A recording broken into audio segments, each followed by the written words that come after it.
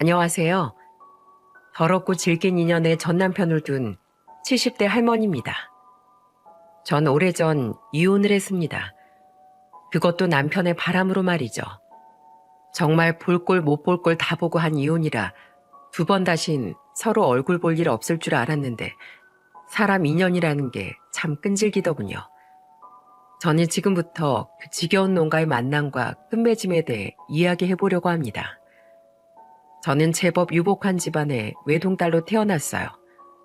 비록 일찍이 병으로 인해 엄마를 여의긴 했지만 전 부족함 하나 없이 행복하게 자랐습니다. 오로지 사업과 딸인 저 단 2개밖에 모르며 사셨던 아버지 덕분에요. 그리고 클래식 피아노를 전공한 후 대학을 졸업했던 전 나이 26에 당시 레지던트 시절을 거치고 있던 3살 위의 의사 남편과 중매 결혼을 하게 되었죠. 남편은 저에게 정말 잘해주었습니다. 바쁜 시간을 쪼개어 제가 좋아하는 클래식 공연 티켓을 미리 예약해두기도 했고 아무 기념일이 아닌데도 제가 좋아하는 꽃을 사들고 집에 들어오기도 했어요. 홀 시어머니와 결혼해서 가정을 꾸리고 살고 있던 손이 시누이 또한 좋은 사람들이었고 결혼한 지 2년 뒤 예쁜 딸아이까지 출산하자 전 정말로 세상에서 가장 행복한 사람이 된 것 같았어요. 평생 제 인생의 불행이란 단어는 존재하지 않을 것 같았죠. 남편이 전공의 자격증을 따자 아버지는 남편에게 제법 규모가 있는 2층짜리 병원을 차려주셨습니다.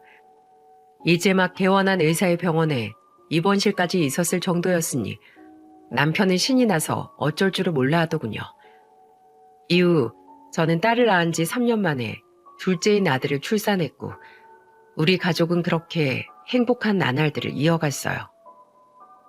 하지만 딸의 나이가 16살이 되었을 무렵부터 제 인생엔 먹구름이 들이우기 시작했습니다.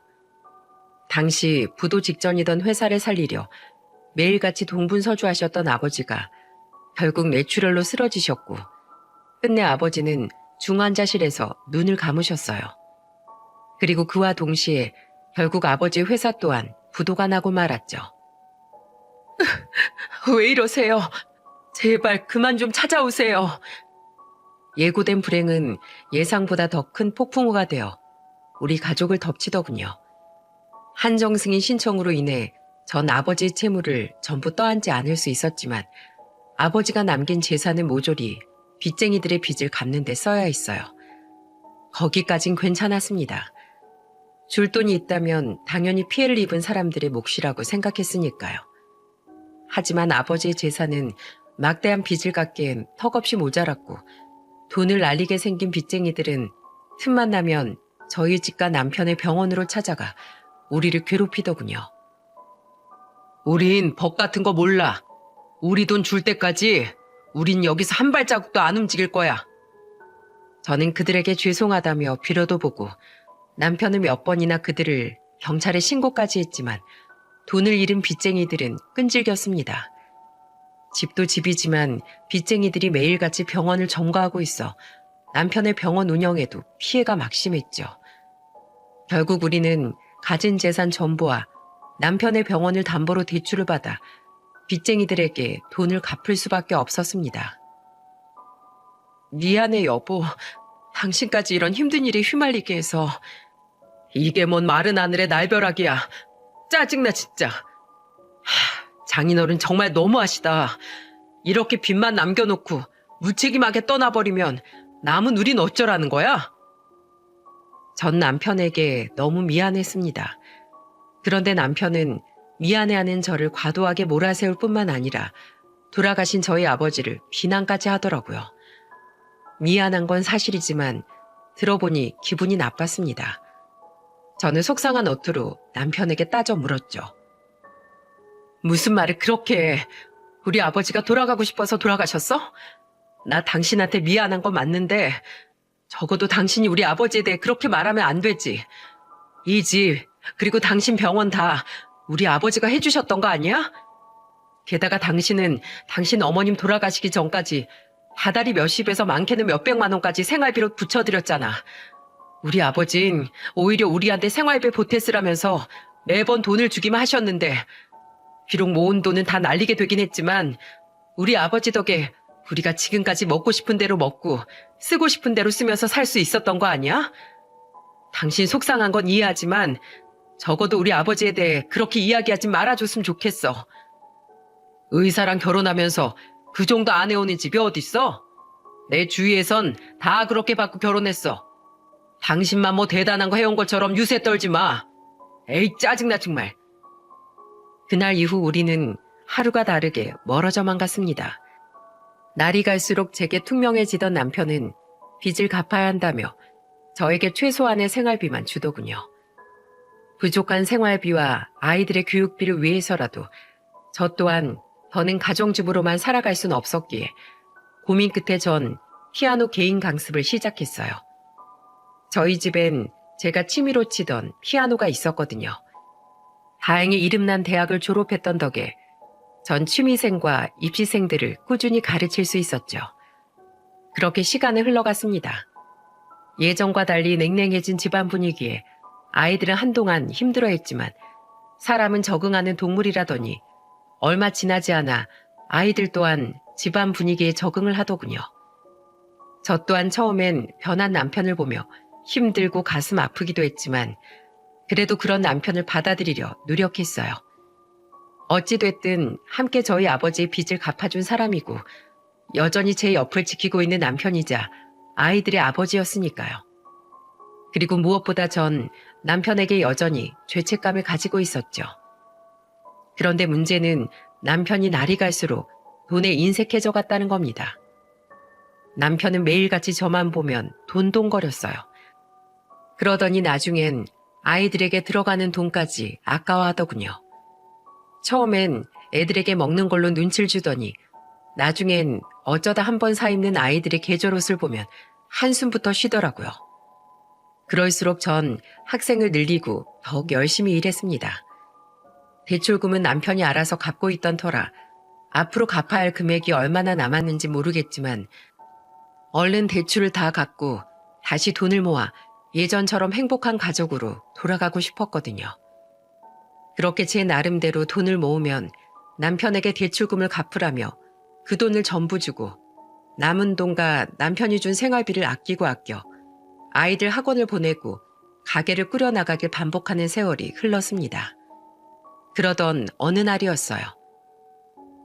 엄마, 나 학교에 육성회비 내야 하는데. 어머, 내 정신 좀 봐.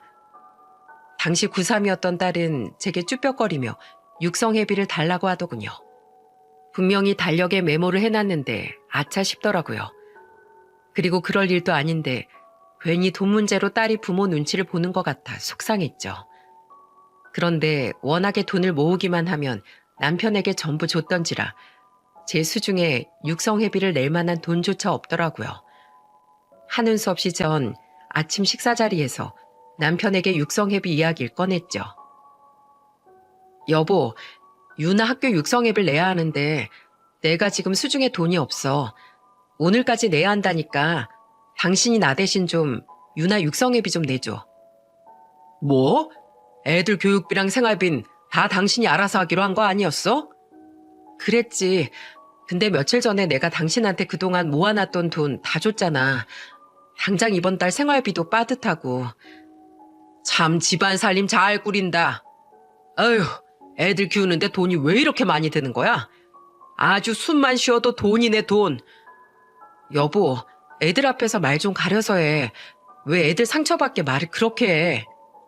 이렇게 대놓고 말해줘야 얘들도 부모 돈이 땅 파면 나오는 게 아닌 걸 알아먹지.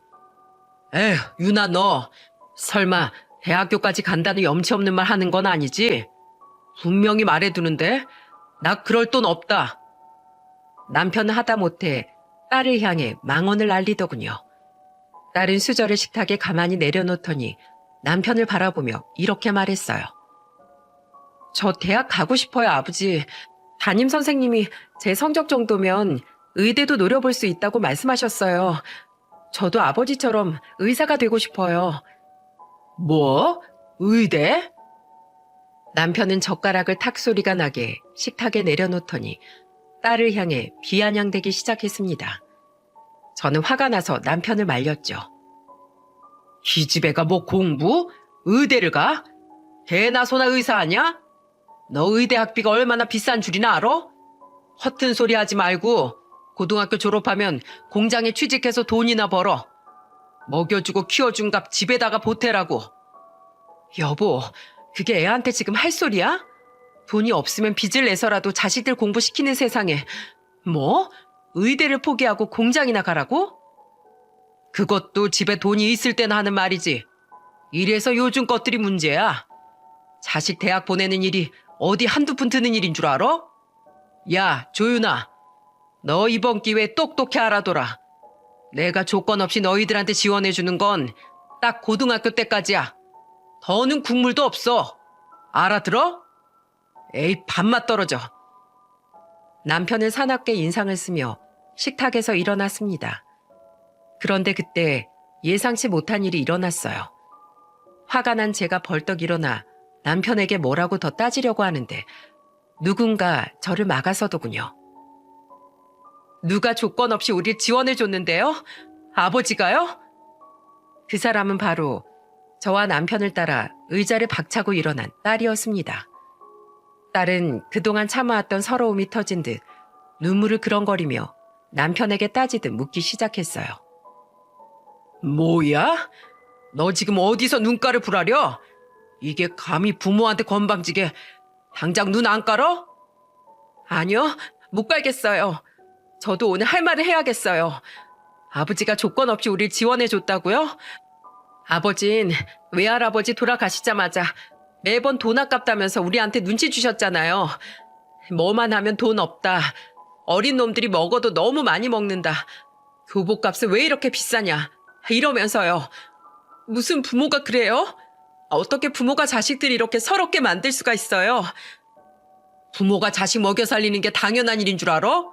나 하나 되니까 집이 이렇게 힘든데도 너희들 책임지는 거야. 그럼 감사합니다 하고 넙죽 절을 해도 모자랄 판에 어디서 되바라지게 굴어? 좀 당연하면 안 돼요? 솔직히 아버지도 자식인 엄마한테 다 퍼주던 외할아버지 덕에 외할아버지 돌아가시기 전까진 편히 산 거잖아요.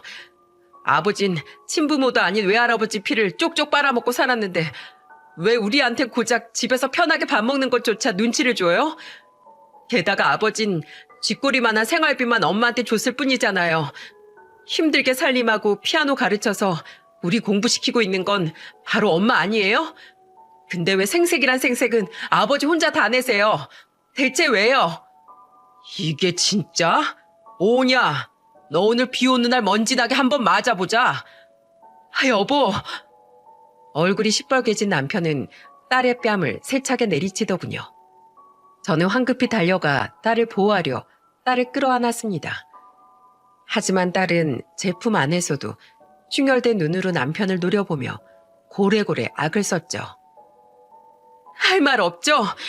제 말이 다 맞으니까 아버지도 지금 할 말이 없어서 저한테 손 올린 거잖아요. 저 대학 갈 거예요. 누구 좋으라고 대학을 안 가요? 내 인생 망치면 나만 손해인데. 이게 아직도 정신을 못 차렸네. 대학? 어디 가고 싶으면 가봐. 근데 난 네 앞으로 돈은 한 푼도 못 준다. 어디 부모한테 감사할 줄 알아야지. 당신도 애들 교육 똑바로 좀 시켜. 애들 뭐 이렇게 버르장머리 없이 키웠어? 남편은 씩씩대며 곧바로 출근을 해버리더군요. 딸은 제품에 안겨 엉엉 울었고 저 또한 그런 딸을 달래며 함께 눈물을 흘렸습니다. 아들은 숙연한 표정으로 그런 우리를 바라보다 고개를 푹 숙이고 있었죠. 그날 전 결심했습니다. 수중에 돈을 모아놔야겠다고요. 제가 남편에게 죄인 심정을 가지고 있다고 한들 더 이상 저 때문에 아이들까지 불행하게 만들 수는 없었어요. 그래서 그날부터 전 돈을 모으기 시작했습니다. 남편에게는 학생 수가 줄었다고 핑계를 대며 저는 남편에게 돈을 주지 않았고 차곡차곡 그 돈을 전부 저축했죠. 그 와중에 기특하게도 딸은 의대에 정말 합격을 했고 전 몇 달 새 모은 약간의 돈으로 딸에게 미리 자취방을 구해주었습니다. 학비를 대출받게 해서 미안하다. 이 엄마가 아직은 힘이 없어. 그래도 엄마가 다달이 월세는 어떻게 해서든 내줄 테니까 네 아버지랑은 떨어져서 살려무나. 고마워, 엄마. 나 공부 진짜 열심히 할게. 과외도 해서 돈도 열심히 벌게. 그렇게 딸을 내보내자 남편은 괘씸하다는 둥, 2번 다시 이 집에 발도 못 붙이게 할 거라는 둥, 가진 욕이란 욕은 다 하더군요. 저는 거기다 대고 한 가지 더 통보를 했죠. 규민이도 기숙사에 있는 고등학교 보낼 거야. 애랑 얘기 다 끝냈으니까 그렇게 알아. 뭐? 그 기숙사빈 다 누가 내고? 당신 나랑 상의도 없이 이게 뭐 하는 짓이야? 여기서 학교 다니나 기숙사에서 학교 다니나 따지고 보면 그 돈이 그 돈이야. 모자란 돈은 내가 일을 더해서라도 메꿀 테니까 당신은 참견 마. 당신이? 그래 그럼. 대신 나한텐 지금 들어가는 생활비 이외엔 한 푼더도 요구하지 마.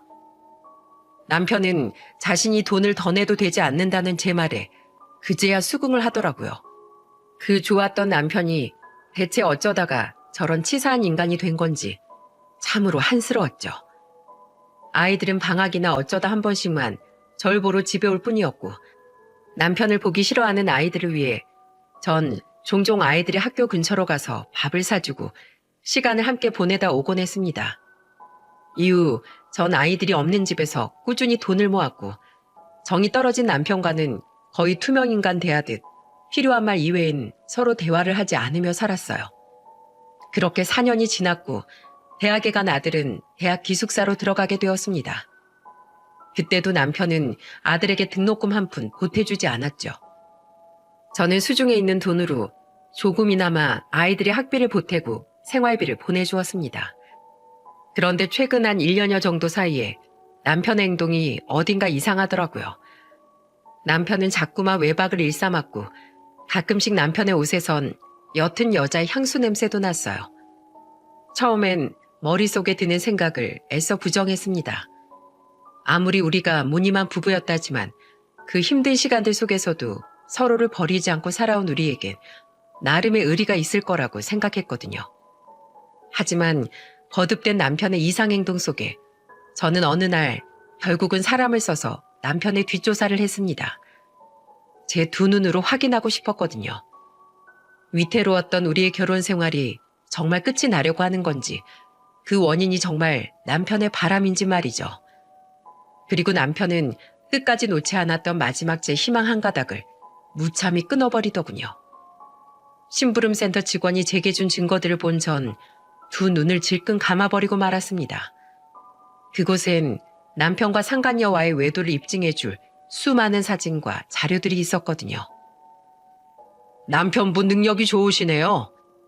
바람난 여자가 무려 남편분보다 14살이나 어리더라고요. 저는 심부름센터 직원이 준 녹음 파일을 덜덜 떨리는 손으로 재생시켰습니다.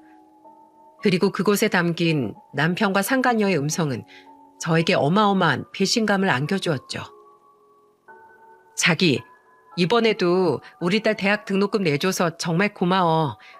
나 요새 자기 덕분에 인생에서 최고로 행복한 나날을 보내는 중이야. 나이 20살에 미혼모로 우리 딸 낳고 집에서도 쫓겨난 이후로 나 정말 안 해본 일 없이 힘들게 살았거든. 지금이야 안정적으로 보험 설계사로 일하고 있긴 하지만 여자 혼자서 애 키우고 산다는 게 정말 쉬운 일이 아니었어. 근데 지금은 당신이 집도 구해준 덕에 전세살이도 탈출하고 우리 딸 학비 걱정 없이 대학도 다니게 할 수 있어서 나 너무 행복해. 그래, 알지. 우리 진경이 그동안 많이 고생하면서 살았던 거. 그래서 내가 마음 아파서 더 잘해주는 거잖아. 앞으론 이 오빠만 믿어. 우리 진경이 인생은 이제 시작인 거야. 근데 오빠 이혼은 언제 해? 우리 언제까지 이렇게 숨어서 만나야 돼? 좀 기다려봐. 집사람이 내가 그렇게 눈치를 주고 일부러 더 무시하는데도 통 이혼하자는 소리를 안 하네. 요샌 대출금 갚는다는 핑계로 생활비를 더 줄였거든. 근데도 꿈쩍을 않는다. 다 늙은 게 눈치까지 없으니까 얼마나 더 꼴보기 싫은지. 지금 무작정 이혼하자고 했다간 아까운 재산 분할만 잔뜩 하게 될지도 몰라. 사실 죽은 장인 때문에 받았던 대출금 이미 예전에 다 갖고도 남았거든. 그래서 내가 몰래 모아둔 재산이 꽤 돼. 어떻게든 무슨 꼬투리를 잡아서 그 여자를 유책 배우자로 만들어야 될 텐데. 눈물이 뚝뚝 흘렀습니다. 그동안 남편이 대출금을 갚느라 힘든 줄 알고 혼자서 생활비를 아둥바둥 아껴 쓰던 제 자신이 너무 바보 같고 한심하게 느껴졌어요. 2년 전부터 이미 남편은 제 남편이 아니었던 거예요. 저는 그날 저녁 남편의 면전에 제가 모은 증거들을 던져주었습니다. 이게 뭐야? 당신이 이걸 어떻게... 뭐? 꼬투리를 잡아서 날 유책 배우자로 만들어? 대출금은 예전에 다 갚았다고? 사람을 등신 만들어도 유분수지. 어떻게 그 오랜 시간 동안 내 뒤통수를 치고 있었을 수가 있어?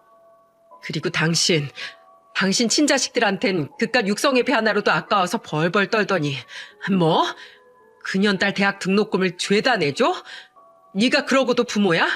이 쓰레기 같은 놈아. 그동안 난 당신한테 미안해서 당신이 아무리 나한테 그리고 우리 애들한테 치사하게 굴었어도 모든 게 다 내 탓이라고 생각해서 나 꾹 참고 견뎠어. 당신이 우리 아버지 때문에 빚까지 지게 돼서 어쩔 수 없이 이렇게 변한 거라고 바보같이 믿었었다고. 근데 내가 바보 머저리였다. 등신 천치였어. 나 이혼 소송 걸 거야. 그리고 당신이랑 그 상간녀한테 위자료 두둑이 받아내서 우리 딸, 아들, 대학 등록금 내가 전부 다 내줄 거야. 이 더러운 인간아. 진짜 재수없게도 걸렸네. 이렇게 될 줄 알았으면 그냥 돈 몇 푼 쥐어주고 진지게 내쫓아버릴걸. 소송? 걸어. 근데 당신 돈은 있어? 변호사 비용이 한두 푼이 아닐 텐데. 당신 예전에 육성회비 낼 돈도 없어서 나한테 빌빌거리지 않았나? 넌 딴 주머니 차고 다녔는데 나라고 안 그랬을까봐? 밴댕이 같은 너 때문에 어떻게든 내 자식 내가 챙기려고 나도 그동안 돈 좀 모아뒀어. 야, 진짜 인생 그따위로 살지 마. 나 같으면 14살 어린 여자 꼬시려고 내 자식은 내팽개치고 그 여자랑 그 딸 자식한테 돈 퍼다 날랐다는 사실이 너무 쪽팔려서 어디 가서 얼굴도 못 들고 다닐 거야. 나이 많고 능력도 없으니 약 올라서 이죽되는 꼴 하고는. 그래, 이혼해. 법정에서 보자, 이렇게 먼저 속 시원하게 이혼하자고 해줘서 고맙다. 분통이 터졌습니다. 남편은 끝까지 제게 미안하다는 말 한 번 없이 도리어 뻔뻔하게 나오더라고요. 저는 그날 피눈물을 흘리며 짐을 싸서 딸의 자취방으로 향했어요. 자초지종을 들은 딸은 노발대발하며 저에게 말했죠. 하나부터 열까지 참 치사하고 더러운 인간이다. 차라리 잘 됐어. 그 인간 돈 잔뜩 뜯어내고 시원하게 이혼해버려. 이제 나랑 같이 살자, 엄마. 이후 저는 모은 돈을 털어 변호사를 선임했고 남편과 그 상간녀에게 각각 소송을 걸었습니다.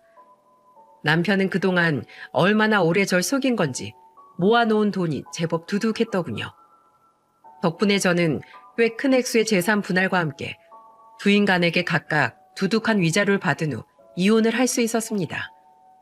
남편과 상간녀는 마지막 재판이 끝나고 난 후 저를 보며 이러더군요. 으유, 지겨운 돈벌레들이 마지막까지 내 피와 살을 물어뜯고 가는구나. 됐어, 오빠. 이제 신경 꺼. 앞으로 펼쳐질 우리 행복한 미래를 위한 투자였다고 생각하자. 소름 끼치는 상간녀의 콧소리에 절로 인상이 찡그려졌습니다. 저는 그들을 보며 딱 한마디를 해줬죠. 잘 어울리는 한 쌍의 바퀴벌레네. 아유, 시궁창 냄새. 뭐야? 제 말에 상간녀는 발끈했고 남편은 제게 주먹을 치켜들더군요. 그러자 저와 함께 있던 딸은 절 감싸 안았고 아들은 그런 남편을 막아서며 이렇게 말했습니다. 아저씨, 나 이제 아저씨를 내 아버지라고 전혀 생각 안 하는데 어디 한번 누가 이기나 해볼까요? 남편은 이를 뿌듯 깔고 이야기하는 아들의 말에 눈치를 보며 깨갱하더군요. 그리고 남편은 저와 아이들을 노려보며 상간녀와 함께 사라졌죠. 그 찌질한 모습이 그 두 사람의 마지막이었습니다. 아니, 마지막인 줄 알았어요. 더 이상 제가 그들을 마주칠 일은 없을 줄 알았죠. 제가 다시 그들을 마주하게 된 건 25년이라는 아주 긴 시간이 흐른 뒤였어요. 이후 저는 이혼하며 생긴 돈으로 방 3개짜리 빌라를 구해 아이들과 함께 살기 시작했습니다. 그리고 남은 돈으로 작은 피아노 학원을 차려 동네 아이들을 가르쳤죠. 너무 행복했어요. 비록 생활이 조금 빠듯하긴 했지만 아이들 또한 과외 알바를 하며 생활비를 보탰고 무엇보다 눈치를 볼 전 남편이 없다는 사실만으로도 숨통이 트이더군요. 이렇게 행복할 줄 알았으면 죄책감이고 뭐고 그냥 진즉에 이혼할 걸 그랬다는 생각이 매일같이 들더라고요. 저는 전 남편과 상간녀와의 소식은 일절 알아보지 않았습니다. 궁금하지도 않거니와 애초에 알고 싶지도 않았거든요. 그저 앞으론 제 앞에 놓인 인생의 행복만을 움켜쥐며 살고 싶었죠. 저희 딸은 전공의 과정까지 마친 대학병원에 그대로 남아 의사 생활을 계속하다가 큰 대형 병원으로 이직을 했습니다. 제 아들은 회사를 다니다가 착하고 순한 며느리 만나 결혼을 했는데 저희 딸은 영 결혼 생각이 없더라고요. 한 번은 딸에게 물어보니 딸이 이렇게 말했죠. 그렇게 다정하던 내 아버지란 인간도 한순간에 변해버리는 걸 눈앞에서 봐서 그런지 난 별로 결혼 안 하고 싶어. 그것보다 난 그냥 사랑하는 우리 엄마랑 평생 이렇게 살래. 다 큰 딸은 저를 끌어안으며 얼굴을 부볐습니다. 저는 딸이 부모 때문에 너무 큰 상처를 안고 살아가는 것 같아 안쓰럽고 미안한 마음에 그런 딸을 꼭 안아주었죠. 그렇게 딸이 44살이 되었던 어느 무렵 딸은 저에게 굉장히 놀라운 소식 하나를 전해주더군요. 엄마, 대박! 나 오늘 아버지랑 그 상간녀 봤다? 그 여자 딸까지도 봤어. 뭐? 어디서? 나 오늘 예전에 대학병원에서 일할 때 모셨던 교수님 장례식장 간다고 했잖아. 그 교수님이 워낙에 발이 넓은 분이셨거든. 와, 근데 그 교수님이랑 친했는지 아버지가 그 여자랑 그 여자 딸까지 다 데리고 와 있더라고.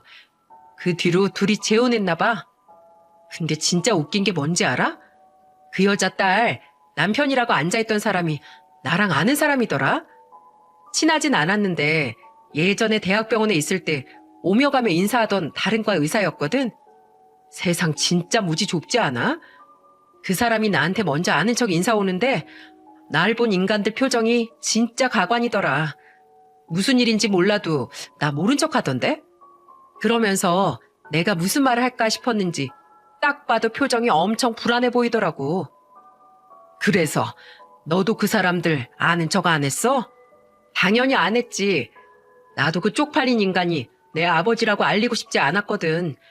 심지어 그 인간 나중에 술에 취해서 창피한 줄도 모르고 자기 그 나이까지 아직 돈 잘 번다고 막 다른 의사들한테 떠벌리고 있더라. 나이가 70 중반이 다 된 인간이 왜 그러고 살까? 진짜 너무 싫어. 딸은 이야기를 하며 몸서리를 치더군요. 놀라웠어요. 그리고 한편으론 우리 딸은 그 인간에 대한 트라우마로 결혼도 안 하고 있는데 그것들은 잘 살고 있다는 사실에 신경질이 났죠. 그런 제 마음을 눈치챘는지 딸은 저를 끌어안으며 이렇게 말하더라고요. 엄마, 그 인간들 잘 살고 있어서 속상해? 그러지 마. 지금 우리만 행복하게 잘 살고 있으면 그걸로 된 거잖아. 우리 딸 언제 이렇게 다 커서 엄마를 가르칠 줄도 알게 됐어? 기특한 우리 딸. 맞아. 엄만 지금 너랑 이렇게 살고 있는 지금이 최고로 행복해. 하지만 우리와 다르게 캥기는 것이 많은지 그들은 우리를 무시할 수 없었던 모양이더라고요. 그 주 주말 전 남편은 어떻게 알았는지 저희 집을 찾아왔습니다. 인터폰도 제대로 확인하지 않고 얼결에 문을 열었던 전 남편을 보자마자 황당한 표정을 지었죠. 통째로 먹던 오이를 손에 든 채 말입니다. 전 남편은 그런 저를 휙 밀치더니 집으로 성큼성큼 들어오더군요. 뭐야? 거실에 앉아 TV를 보던 딸은 그런 전 남편을 보고 경악을 하더라고요. 저 또한 너무 놀라 거실로 뛰어와 남편을 향해 소리쳤죠. 당신 뭐야? 어떻게 여기를 알고 찾아왔어? 여긴 대체 왜 온 건데? 동사무소 가서 조금만 알아보면 사는 주소 같은 건 다 나와. 그리고 당신은 빠져. 난 당신한테 아무 용건 없으니까. 유나, 너 나랑 얘기 좀 하자. 너 며칠 전에 장례식장에서 나랑 우리 가족 봤지? 우리 가족이래. 네, 봤어요. 왜요? 너 행여 내 딸이라고 내 사위한테 입 한 번 뻥끗했단 봐라. 게다가 네 엄마랑 나랑 한 이혼에 대한 이야긴 입 밖에 꺼낼 생각도 하지 마. 알았어? 했단 봐. 내가 너 가만두나 안 두나. 참 황당했습니다. 그놈은 25년 만에 만난 자기 딸을 찾아와 고작 한다는 말이 자기와의 관계를 자기 사위에게 아는 척하면 가만 안 두겠다는 으름장이더군요. 전 남편의 말에 따른 콧방귀를 뀌며 팔짱을 꼈죠. 뭐지? 저 원래 아무 관심 없었는데 대기 여기까지 와서 이러니까 좀 궁금한데요. 내가 왜 얘기하면 안 되는데요? 넌 어릴 때나 지금이나 싹바가지 없는 건 여전하구나. 그냥 하지 말라면 하지 말어. 어차피 어깨 좁은 바닥이라 이혼한 걸 숨기지 못했을 거고. 아, 바람 피워서 이혼당한 사실을 숨긴 건가? 맞죠? 놀랍게도 딸의 말이 정답인지 남편은 아무 말도 못하고 입술을 꾹 깨문 채 부들대더군요. 자신의 말이 들어맞자 딸은 입꼬리를 싹 말아올리더니 이죽거렸죠. 그 사람 집안 내가 알기론 부모님이 교육자 출신이라 꽤나 엄한 집안이라는데 어떻게 그런 집 아들을 이런 쌍놈의 집안에서 콱 물었대? 어지간히 그 사람 앞에서 가식 떠셨나 봐요? 그 사람 집안에서 알면 얼마나 기절초풍하려나? 자기들 사돈이 24년을 함께 산 조강지쳐 버리고 바람난 짐승 같은 인간들인 걸 알면 말이에요. 이게 진짜? 너 어렸을 때처럼 좀 맞아봐야 정신 차릴래? 이게 어디서 지혜비도 몰라봐. 때리긴 누굴 때려. 정신 못 차린 건 바로 당신이야. 저는 고함을 지르며 딸의 앞을 막아섰습니다. 그리곤 손에 들고 있던 오이로 남편의 머리통을 후려쳤어요. 아! 당신 미쳤어? 지금 뭐로 때린 거야? 먹던 오이다. 이 오이 쭉정이 같은 놈아. 안 그래도 내가 25년 전에 네 놈이 내 딸 뺨 때렸을 때 똑같이 못 때려준 거 하나가 가슴에 유일한 한으로 남아있었다. 근데 25년 만에 나타나서 또 내 딸을 때린다 어쩐다 떠들어? 확 두들겨 패서 오이 소박이처럼 시뻘겋게 만들어줄까 보다. 내 집에서 당장 나가. 이 무식한 여편 내가 어디다 대고 손찌검질이야? 이게 봐줬더니 확 그냥. 지금 누구 엄마한테 손을 대? 굴하지 않고 전 남편이 제게 손을 들어올리자 이번엔 딸이 마시고 있던 냉커피를 전 남편의 얼굴에 부어버렸습니다. 그리고 우리는 정신 못 차린 그놈을 그대로 현관 밖으로 밀어서 쫓아내버렸죠. 2번 다시 우리 앞에 나타나지 마, 이 자식아. 아휴, 이것들이 진짜 내가 너희들 가만둘 것 같아? 어? 그래, 어디 두고 보자. 유나, 너 감히 애비한테 이딴 짓을 해댔겠다? 아버지가 아버지 같아야 아버지 취급을 하죠. 어디 그쪽 사이한테 그쪽들 정체 한번 죄다 까발려드려요? 해봐 어디. 그럼 나도 내 인맥 모조리 다 동원해서 내 기필코 네 의사 가운까지 벗겨버릴 테니까. 나 서울바닥에서 의사만 수십 년을 해온 사람이야. 내 인맥이 어디 보통 인맥일 것 같아? 네. 어디 한번 해보세요. 그럼 나라고 뭐 가만히 있을 줄 알고? 흥! 전 남편은 약이 머리끝까지 올랐는지 한참 동안 저희 집 앞을 떠나지 않고 문 앞에서 고래고래 욕설을 퍼붓더군요. 듣다 못한 제가 경찰에 신고한다고 소리를 치자 겁을 먹었는지 그 찌질한 놈은 그제야 조용해지더라고요. 하지만 한편으론 걱정이 된 저는 딸에게 조심스럽게 물었습니다. 저놈 저렇게 보낸 건 속이 다 시원하다만 너 정말 괜찮겠니? 너 앞으로 곤란해질 일 같은 건 없는 거야? 그 인간이야 이제 다 늙어서 의사를 그만둬도 잃을 게 없겠지만 젊은 넌 다르잖니. 됐어, 괜찮아. 내가 뭐 뒤구린 짓 하고 다닌 것도 아닌데 뭐가 무서워? 그리고 내가 좀 보고 들은 게 있거든? 가만히 있으려고 했는데 저놈이 우리 먼저 건드린 이상 나 열받아서 안 되겠어. 뭘 보고 들었는데? 그런 게 있어. 긴가민가 해서 나도 좀 알아봐야 돼. 나중에 확실해지면 말해줄게. 딸은 의미 모를 말을 중얼거리며 이를 뿌듯 깔더군요. 그리고 딸의 말이 무엇을 뜻하는 거였는진 얼마 지나지 않아 곧 알게 되었습니다. 몇 주 뒤 집에서 쉬고 있는데 모르는 번호로 전화가 한 통 오더군요. 누군가 싶어 전화를 받은 전 상대방의 정체에 기함을 하고 말았죠. 야, 이 늙은 여우야. 나 알지? 김진경. 처음엔 김진경이 대체 누구인지 몰라 잠시 갸우뚱했습니다. 그리고 다시 곰곰이 생각해보니 그제야 이름이 기억나더라고요. 그 사람은 바로 상간녀였죠. 아, 상간녀 씨? 이게 재혼한 지가 언젠데 어따 대고 아직도 상간녀래? 늙고 취해져서 내 남편한테 버림받은 주제에 너 내 남편한테 버림받은 거 아직도 마음에 담아두고 있냐? 그래서 잘 살고 있는 우리 보고 약 올라서 우리 뒷조사한 거지? 응? 니들이 우리 신고했지? 뭐? 아니 이게 뜬금없이 전화해서 왜 개소리야? 상간녀는 제게 이유 모를 말만 늘어놓으며 소리를 지르더군요. 그리고 상간녀의 말은 제게 엄청난 놀라움과 동시에 통쾌함을 안겨주더라고요. 너희들이 나랑 내 남편 보험 사기 친다고 신고한 거잖아. 환자들한테 허위 진단서 써주고 보험금 뜯어먹는다고. 그렇게 여태 미련을 못 버리고 아직도 내 남편 엿먹이고 싶었냐? 네 딸이 분하고 억울하대? 자기 아빠가 자기 버리고 떠나서? 그럼 애초에 지가 자기 아빠한테 애교도 좀 부리고 해서 예쁨 받았으면 됐잖아. 이 구질구질한 것들아. 보험 사기? 우와, 너희 하다하다 범죄까지 저지르고 다녔냐? 대단하네.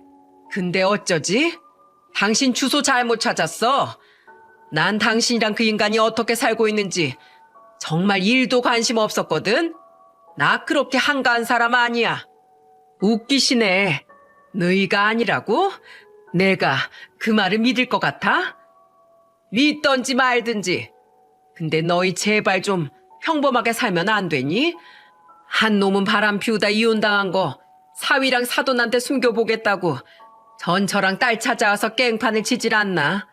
한 놈은 위법행위 저지르다가 제발 저려서 남편 전처한테 입에 개거품 물고 난리를 치질 않나? 정말 환상의 짝꿍이다. 야, 너희가 평소에 똑바로 살았으면 누군가 너희를 그렇게 신고할 일도 없었겠지. 너희가 범죄 저지르고 잘못 살아서 그런 일이 생긴걸 왜 엄한 나한테 아프리야? 넌 네 딸 얼굴 보기가 부끄럽지도 않니? 하긴 알았으면 다 큰 딸 앞에서 대놓고 바람 피우고 다니지도 않았겠지. 뭐? 야, 이게 어디서 내 딸을 들먹여? 네가 먼저 내 딸 얘기를 꺼냈잖아. 내로남불도 유분수지. 너 내가 경고하는데 또다시 나한테 연락해서 그 더러운 입으로 내 자식들 입에 올려봐. 내가 지구 끝까지 쫓아가서 너든 네 딸년이든 가만 안 둘 테니까. 내가 예전엔 좀 지쳐서 그냥 순순히 돈만 받고 이혼하고 끝냈거든. 근데 지금은 매일이 너무 행복해서 에너지가 아주 풀파워야. 지금은 네 뼈가루 하나까지 다 씹어먹을 수 있다고. 알아들어? 진짜인지 아닌지 궁금하면 어디 또 한번 연락해봐. 네 전화번호가 내 휴대폰 액정에 뜨잖아? 난 그 즉시 너희 집으로 찾아갈 거야. 그리고 예전에 너한테 미처 못했던 메타작, 자진몰이 장단까지 타면서 널 아주 흠씬 두들겨 패줄 거야. 알았어? 저는 소리를 빽 지른 후 전화를 끊었습니다. 그날 저녁 그 여자에게서 전화 온 이야기를 딸에게 들려주니 딸은 뒤집어지며 웃더군요. 그리고 눈물까지 훔치던 딸은 제게 기가 막힌 이야기를 들려주었죠. 미리 말 못해서 미안해 엄마. 그 인간들 신고 내가 한 거 맞아. 저는 놀란 나머지 눈을 동그랗게 떴습니다. 딸은 어깨를 으쓱이며 그제야 그동안의 이야기를 제게 말해주더라고요. 그때 장례식장에서 그 인간이 술에 취해서 막 떠들었다고 했잖아. 자기는 나이 74을 먹었어도 아직 돈 잘 벌고 잘 나가는 의사라고. 근데 듣다 못한 다른 사람이 장단이라도 맞춰주려고 했는지 비법이 대체 뭐냐고 심드렁하게 묻더라. 그때 그 인간이 잔뜩 기세등등해져서는 이러더라고. 아, 장사는 무조건 서비스지. 고객이 원하는 거 다 맞춰주고 그럼 그 고객이 또 돈을 물어다 주고 그러는 거 아니겠소? 의사도 다 장사치인데 얕게 굴 줄 알아야지. 정직하게 산다고 어디서 돈 안 굴러 들어옵니다. 그 인간이 거기까지 말했는데 갑자기 그 상간녀가 아버지를 팔꿈치로 퍽 하고 치더라. 그제 아버지가 상간녀 눈치를 보면서 앞에 있던 사람한테 아무튼 비법은 서비스라는 얘기였다. 이러면서 얼버무리는데 뭔가 좀 이상하더라고. 그래도 그땐 그 인간들한테 더는 신경 쓰고 싶지 않아서 그냥 넘겼거든? 근데 그 인간이 우리 집까지 와서 깽판치는 모습을 보고 아예 2번 다시 우리 앞에 못 나타나게 복수해줘야겠다고 마음먹었지. 전 남편이 우리 집에 왔다 간 이후 딸은 몰래 전 남편 병원에 뒷조사를 했다고 합니다. 25년 전 제가 남편의 외도 증거를 잡기 위해 사람을 썼다던 일이 마침 생각나서요. 그리고 밝혀진 전 남편의 비밀은 아주 놀라웠다고 하네요. 진짜 대박인 게 뭔 줄 알아, 엄마? 그 상간녀 직업이 보험 설계사였잖아. 그 2인간, 엄마랑 그 인간이 이혼하기 전부터 서로 붙어먹고 보험 사기를 쳤대. 가짜 손님 모아서 허위 진단서 써주고 보험료 타내서 서로 나눠 먹고 보험금 듬뿍 타내겠다고 많이 다치지도 않았는데 장기 입원 시켜달라, 진단서 좀 길게 끊어달라 하는 사람들을 그 상간녀가 그 인간 병원에 연계시켜주면 또 거기다가 뒷돈 받아먹고 그 짓을 무려 20년이 넘게 둘이 해왔던 거야. 그러니까 황금알 낳아주는 거인 그 상간녀가 돈벌 낸 아버지 눈엔 천사 그 자체였겠지. 그런 사람한테 집 좀 얻어주고 그 딸한테 대학 등록금 내주는 일이 어디 아까웠겠어? 그냥 투자라고 생각했겠지. 아무튼 그래서 2 연놈 다 신고해버렸어. 저는 경악할 만한 진실에 혀를 내둘렀습니다. 그렇게 그 2 사람은 저희 딸에 의해 20여 년간의 악행이 만천하에 드러나게 된 거예요. 딸이 의사가 돼서 장례식장에서 그들을 마주치지 않았다면, 제발 저린 전 남편이 우리를 찾아오지만 않았다면 그런 일은 일어나지 않았을 테니 사람 인연이라는 게 참 기구하면서도 신기하죠. 이후 전 남편과 상간녀는 장기간 이어진 범행으로 인해 얻은 이득이 많고 죄의 재질이 무겁다고 판단되어 교도소 복역을 선고받았습니다. 특히 요즘은 보험 사기 방지 특별법이 시행되고 있던 터라 의료법 위반과 더해져 전 남편은 의사 면허 취소를 포함해 상간녀보다 더욱 무거운 가중 처벌을 받게 되었죠. 그리고 딸에게 듣기로 상간녀의 딸 또한 남편에게 이혼을 당했다더군요. 그 의사가 지인한테 내 연락처를 물어봤다면서 나한테 연락해서 알려줬어. 자기 장인하고 장모가 구속된 후로 뭔가 그게 다가 아닐 것 같아서 찝찝하더래. 그래서 그 사람도 사람을 써서 조사를 좀 해봤다나 봐. 그때 내가 그 인간 딸인 것도 알게 됐다는데 다행히 내 사정을 이야기해주니까 날 이해해주더라고. 아무튼 그 조사가 진짜 신의 한 수였던 게, 원래 그 사람은 부모의 죄가 자식의 죄는 아니니까 그냥 그 딸이랑 계속 같이 살려고 했었대. 근데 웬걸? 알고 보니 그 여자는 상습적으로 자기 남편 돈을 펑펑 써대면서 바람을 피우고 있었다네. 그것도 한 놈도 아닌 여러 놈이랑. 그래서 그 남자가 식겁해서 이혼 소송 걸고 집에서 내쫓아 버렸다고 하더라. 하나 있는 딸은 자기가 키우기로 하고, 그래서 오히려 나한테 고맙대. 내가 그 사람들 신고하지 않았으면 자기도 아무것도 모르고 그 여자한테 돈만 뜯기면서 살 뻔했다고. 진짜 그 엄마의 그 딸 아니야? 그 셋이 뭉쳐서 아주 콩가루 개 막장 집안이 따로 없었더라. 그 상간녀의 딸은 무슨 죄인가 하고 아주 잠시라도 생각했던 제 자신이 한심할 만큼 그 3 사람은 다른 의미로 완벽한 가족이었더군요. 이후 상간녀의 딸은 부모가 교도소에 가서 텅 비게 된 전 남편과 상간녀의 집에 들어가 홀로 살고 있다네요. 의사 남편의 수입 믿고 직장도 진즉에 그만뒀던 터라 경단녀가 되어 구직도 쉽지 않아 보였다는 딸의 말을 끝으로 1년 반이 지난 지금 전 더 이상 그 딸의 소식을 알지 못합니다. 뭐 별일이 없는 한 그 집에서 자기 부모들의 옥바라지라며 쓸쓸히 살고 있겠죠. 모든 이야기를 뒤늦게 들었던 아들은 그들에 대한 이야기를 입에도 올리고 싶지 않은지 인상을 확 찌푸리며 딱 한마디를 하더군요. 끼리끼리는 과학이네. 아들은 어린 손주들을 품에 안으며 자식 둘을 낳은 아버지로서 자신은 절대 그 인간을 죽을 때까지 이해할 수 없을 거라고 말했습니다. 며느리는 그런 아들의 머리를 조용히 쓰다듬어 주더군요. 저는 최근 힘에 부쳐 피아노 학원을 닫았습니다. 애들이 너무 사랑스럽긴 했지만서도 한창 뛰어놀기 좋아하는 애들 여럿을 동시에 돌보는 건 이 나이에 아무래도 무리더군요. 대신 그 돈으로 조금이라도 제 두 다리로 자유롭게 돌아다닐 수 있을 때 딸과 여행을 많이 다니려고 합니다. 자꾸만 늙어가는 저를 보며 내심 가슴 아파하는 딸에게 하나라도 좋은 추억을 더 많이 만들어주고 싶어서 말이죠. 그리고 언젠가는 제가 딸의 곁에 없더라도 딸의 마음속 빈자리를 메꿔줄 좋은 인연이 나타나길 간절히 바라고 또 바라봅니다. 비록 시간이 조금 지난 이야기지만 제가 늦게나마 이 사연을 보내게 된 이유는 보다 많은 분들께 보험 사기에 대한 심각성을 알리고 싶어서랍니다. 전 남편의 일이 있고 난 후 아무래도 전보다는 보험 사기에 관한 기사에 더욱 눈길이 가게 되더라고요. 그러다 보니 자연스럽게 그 범죄의 심각성에 대해 깨닫게 되었죠. 자신의 입속만 채우려는 전 남편과 상간녀 같은 이기적인 사람들로 인해 죄 없는 많은 사람들의 보험료만 늘어가고 정작 절실히 보험금이 필요한 사람들이 보험금을 제대로 지급받지 못하는 피해가 날이 갈수록 늘어가고 있다는 걸 말입니다.